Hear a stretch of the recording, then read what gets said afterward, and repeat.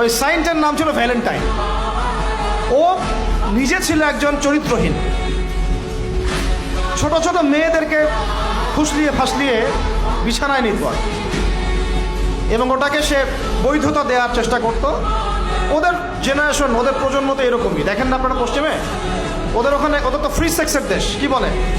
Free সেক্সের দেশ, মানে যে যার সাথে ইচ্ছা সেক্স করতে পারে। এখানে বৈবাহিক সম্পর্ক করে সেক্স করতে হবে জরুরি না। ওখানে যে যা, এটা বাক স্বাধীনতা, ওদের ব্যক্তি স্বাধীনতা। ইচ্ছা হলে একজন মদ খাইলেও গিয়ে রাত কাটাইলেও কোনো সমস্যা নাই। ইচ্ছা হলে একটা ছেলের সাথে রাত কাটাইলেও কোনো সমস্যা নাই। ইচ্ছা হলে একটা হিজড়ার সাথে রাত কাটায় কোনো সমস্যা নেই। ইচ্ছা হইল, মানে কি বলবো, একটা ছেলে 5টা মেয়ের সাথে একসাথে জেনা করলো তাও সমস্যা নেই। 5টা ছেলে মিলে একটা মেয়ের সাথে জেনা করলো কোনো সমস্যা নেই। এইগুলো আরো ভিডিও করে করে করে করে ইন্ডাস্ট্রি বানাইছে। ওই ইন্ডাস্ট্রির নাম দিয়েছে পর্ন ইন্ডাস্ট্রি। কি ইন্ডাস্ট্রি? Porn industry. এগুলো যেগুলো অনলাইনে দেখানো হয়, এগুলো কোনোটা বাস্তব না, রিয়েল না, এগুলো শুটিং করা। এগুলো কি জাস্ট যেমন নাটক সিনেমা আপনারা দেখেন শুটিং করা, এগুলো কি বাস্তব? স্ক্রিপ্ট লেখা হয়, 10টা ক্যামেরা থাকে, লাইট ক্যামেরা অ্যাকশন, তারপর শুটিং শুরু হয়। ঠিক পর্ন ইন্ডাস্ট্রিটা এরকম একটা ইন্ডাস্ট্রি, এটা কোনো রিয়েল কিছু না।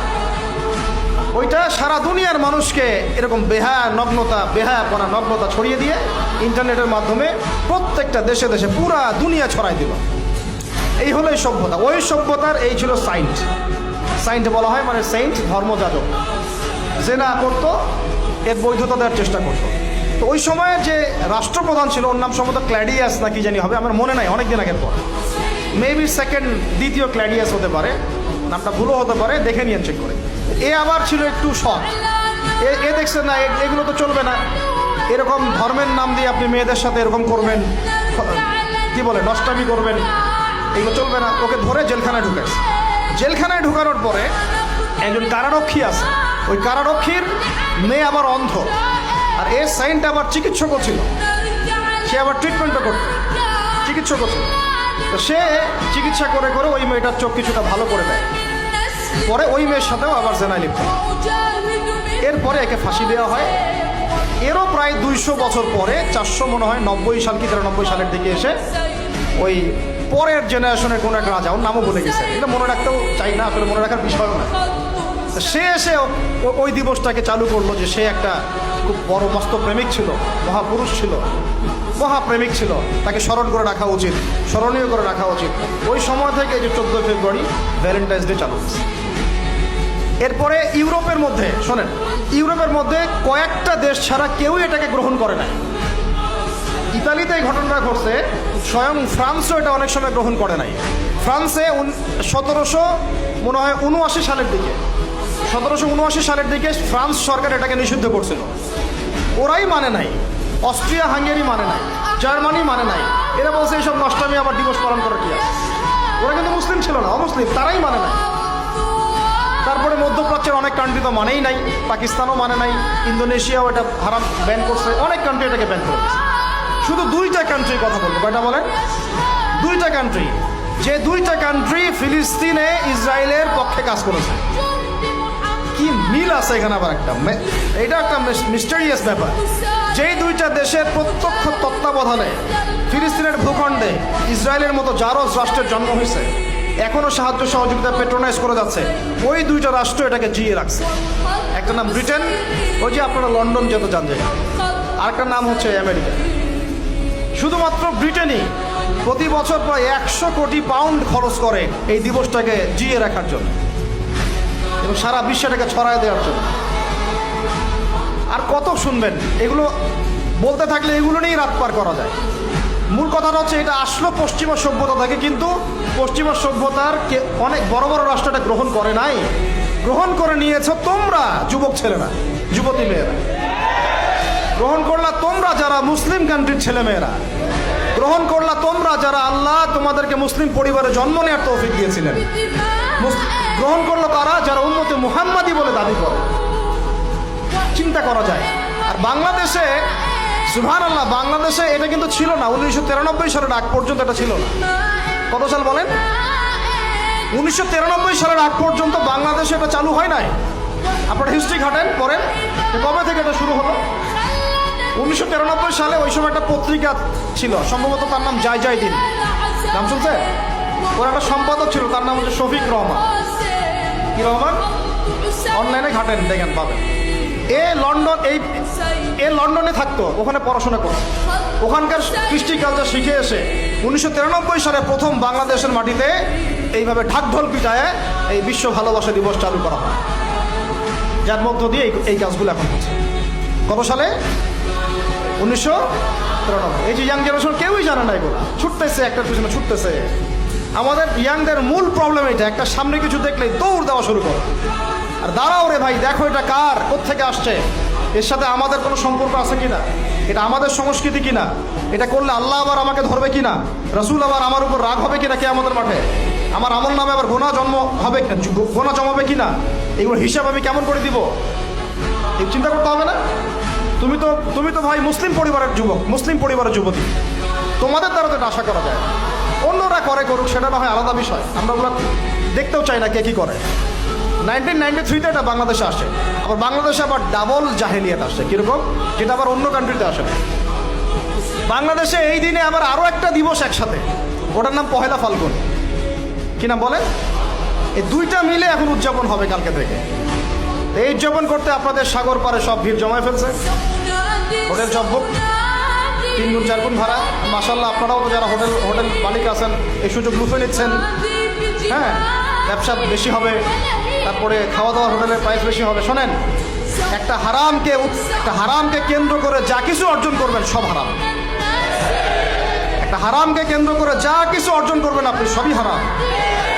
বরং এখন আপনার বলা উচিত ছিল, ইমানদার হলে আমার হোটেল আজকে বন্ধ, আমি এই দিবস উপলক্ষে ভাড়া দিই না।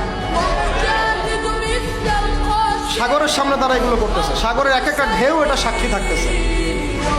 এই সাগরের এক একটা ঢেউ, যে ঢেউ আল্লাহর হুকুমে আসে, আল্লাহর হুকুমে চলে। আপনি ইমানদার মানুষ, আল্লাহর বান্দা, আল্লাহর মুমিন বান্দা, আপনার জন্য আল্লাহ সাগরের তলদেশে অসংখ্য নিয়ামত রিজিক দিয়ে দিয়েছেন, আমাদের জন্য দিয়েছেন, ওকে আমাদের অনুগত করে দিয়েছেন। দাঁড়ান আপনি তার সামনে, ও বিনয়ের সাথে আপনার পা ধুয়ে দিবে। সাগর বিনয়ের সাথে আপনার কি করবে? পা ধুয়ে দিবে। আর এই সাগরকে আল্লাহ যদি কোনোদিন বলেন এইখানে এরকম এই অশ্লীলতা হয়েছে, বেহায়াপনা হয়েছে, জেনা হয়েছে, ব্যভিচার হয়েছে, সমকামিতা হয়েছে, এই সাগর তুমি এই সমস্ত এলাকাবাসীকে ধ্বংস করো না, কি করবেন সেদিন? দেখাতে পারবেন? আমি কাউকে সন্তুষ্ট করার জন্য কথা বলছি না, আর কারো অসন্তুষ্টির পরও আমি করছি না। যেটা হক সেটা আমাকে বলতে হবে, কারণ যদি আমি না বলি ওই গজব আসলে আমি সত্য ধ্বংস হয়ে যাব। আল্লাহ পাক চাইলে এক দিনের মধ্যে এমন সুনামি দিতে পারেন, পুরা কক্সবাজার কেন বাংলাদেশ পানির তলে চলে যেতে পারে। এই জায়গাকে বেছে নিছে এই জেনা দিবস পালন করার। চিন্তা করেন কার ক্যারেক্টার, কার আদর্শ এটা ফলো করতেছে। আল্লাহ পাক কোরআনে বলেছেন, লাকাদ কানা লাকুম ফি রাসূলিল্লাহি উসওয়াতুন হাসানা, তোমাদের মধ্যে আল্লাহর নবী মুহাম্মদ সাল্লাল্লাহু আলাইহি ওয়াসাল্লামের মধ্যেই আছে সর্বোত্তম আদর্শ। আর এই দিবস পালনের মধ্য দিয়ে আপনারা ওই সেন্ট ভ্যালেন্টাইন্স ওর আদর্শ ফলো করতেছেন। নাউযুবিল্লাহ। হাদিসে নবীজি বলছেন, আল মারউ মা'a মান আহাব, যে যাকে ভালোবাসবে। অন্য হাদিসে আসছে যে কম যার সাদৃশ্য অনুসরণ করবে তার সাথেই তার হাসর হবে। তাহলে আপনারা তার সাথে হাসরের প্রিপারেশন নিতে থাকেন। কার সাথে হাসর করতে চান চিন্তা করা যায়। আনাস রাদিয়াল্লাহু আনহু বলতেন যে আমি আল্লাহর নবীকে ভালোবাসি, আমি আবু বকরকে ভালোবাসি, আমি ওমরকে ভালোবাসি রাদিয়াল্লাহু আনহুম আজমাইন। যদিও আমার আমল তাদের মতো নয়, তারপরে আমি আশা করি এই ভালোবাসার খাতিরে আল্লাহ তাদের সাথে আমাকে হাসর করাবে। চিন্তা করা যায়। আজকে একটা হাদিস পড়ছিলাম যে কিয়ামতের মাঠে শহীদরা পর্যন্ত ঈর্ষান্বিত হবে, নবীরা ঈর্ষান্বিত হবে একদল মানুষকে দেখে, যে আল্লাহ পাক তাদেরকে নূর দিবেন, চেহারা আলোকিত হয়ে থাকবে। তারা শহীদ হয় নাই, তারা নবীও ছিল না, বরং তারা তাদেরকে দেখে ঈর্ষান্বিত হবে। আল্লাহ পাক বলবেন, এরা আমার সেই সব বান্দা যারা একে অপরকে মহব্বত করতো শুধু আমার সন্তুষ্টির জন্য। আর আমরা জেনাকে মহব্বত নাম দিয়েছি। এখন আমি এই জায়গাটা থেকে একটু ভিতরে যাই। দেখেন 1993 সালে এটা চালু হওয়ার পর থেকে কি হলো, আসলে হলোটা কি দেখেন। হলো মানে কি, একটু মনোযোগ দাও আমার দিকে তোমরা ইয়াংরা। যখন এটা লাইসেন্স পেয়ে গেল, পৃষ্ঠপোষকতা পাচ্ছে, তখন আসলে হচ্ছেটা কি? একটা জিনিস লাইসেন্স ছিল না, পৃষ্ঠপোষকতা ছিল না, মানুষ অল্প কিছু মানুষ করতো, সেটা আলাদা বিষয়। আর যখন একটা বিষয় মানে আপনি ঢাকঢোল পিটায়ে উদযাপন করতেছেন, তখন এটা একটা কি পেয়ে যায়, একটা আনুষ্ঠানিকতা পেয়ে যায়, একটা লিগালাইজড হয়ে যায় জিনিসটা। মনে হয় যে ওটাই মনে হয় করণীয়, ওটা যারা করছে না ওরাই মনে হয় ব্যাকডেটেড, এমন হয়ে যায় বিষয়টা। হলো কি তারপরে হলো ছেলে মেয়েদের ফ্রি একটা মিক্সিং শুরু হয়ে গেল।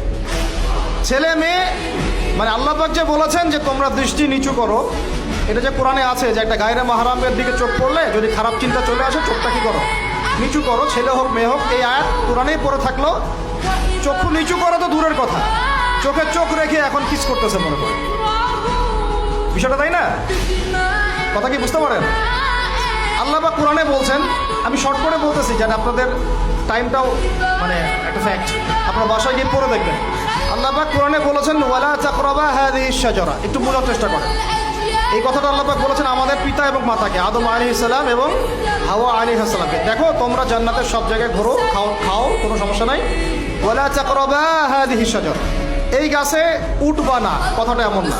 এই গাছের পাতা ধরবা না, কথাটা এমন না। এই গাছের ফল টান দিও না, কথাটা এমন না।